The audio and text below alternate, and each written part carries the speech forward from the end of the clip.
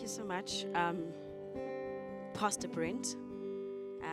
Good morning to you all. Before I start, I just knew it wouldn't rain today. I just knew it. But it's good to be in here and to be cozy for once. I'm just going to start off here. Feeling a bit nervous, but I'm happy to be here with you guys and to share a bit of my story and why I'm standing in front of you today. So my name is Thando. Sometimes that sounds like Kendall. I don't know why. I'm from South Africa, and I moved to the United States about 3 months ago. I came to Slow City Church 2 weeks after I landed. I Googled it whilst I was in South Africa, and I was like, I'm going to go try it out. And I've been here ever since. I'm an architect by profession and a lecturer, and also a single mom to Zebu, who's 12 years old. And he's also here in America with me. I've had a very interesting year and had no idea that I'd be standing in front of you today talking, and also had no idea that I'd be in California. I'm the firstborn of 5 daughters. I grew up in a very loving home run by 2 pastors, grew up in the ministry, grew up in the church. Growing up in the church, pursuing my own dreams, also building my career and figuring out what my calling is, it seems like all those aspects of my life were so separate, but they are slowly converging and meeting at the horizon. And I'm so excited about that. When 2022, this year, started, I'd been running 2 successful consulting firms for a couple of years. I was also lecturing part-time, mostly online post-COVID. And also I was growing in ministry. Things took a turn for me when I experienced a breakdown in my relationship. It pushed me to my physical, my mental, and also my emotional limits. The dysfunction in my relationship put me under so much stress that I was in and out of hospitals, and I found it very difficult to work. My family was praying for me every single day. But it's in the middle of battles and in the middle of struggles where we learn the different facets of God. I've known God as a savior. I've known him as a king. I've known him as a provider. I've known him even as a healer. But during this time of my life, I learned God as a keeper. God kept me. It reminds me of the story of Jesus on the boat with his disciples, and there's a storm. There's waves, there's crisis, and they wake Jesus up, and he could have said a lot of things when he woke up. He perhaps could have even gotten them out of the storm. But instead, he reassures them of his presence. He wakes up and says, "Why are you afraid?" Jesus says, "Why would you be afraid when I'm here?" I've never promised that there won't be a storm. I've never promised that there won't be crisis. But I did promise you my presence.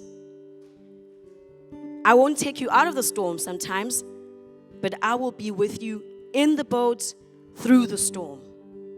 Now back to my story. I made the painful and difficult decision to leave that relationship. And that same month, I received a message via LinkedIn requesting an interview for a position at Cal Poly. Cal Poly, what is that? Where is that? I Googled it. United States of America. I never even thought of going there. But after what I had been through, I needed a change. I needed something new. So I said yes to the interview, and then I prayed. And I said to God, if you want me to go to the USA, listen, I'll go. But under one condition.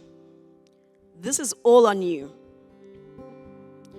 You will take care of everything, and I'll know it's from you. I'm not going to put pressure on this. I'm going to wait on you. So I interviewed, 2 weeks later, I got the job offer. 2 months later, I was on a flight to the United States of America. I was flying over the Atlantic Ocean with my son, and I'm like, where am I going? For what? Why would I do this?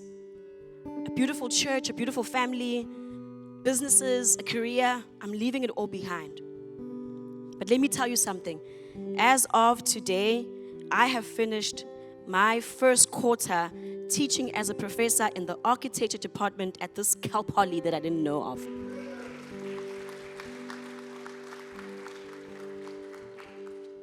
Thank you for the applause, but I'm not a brilliant woman. I serve a brilliant God. I'm also not perfect. I'm in the process of being perfected.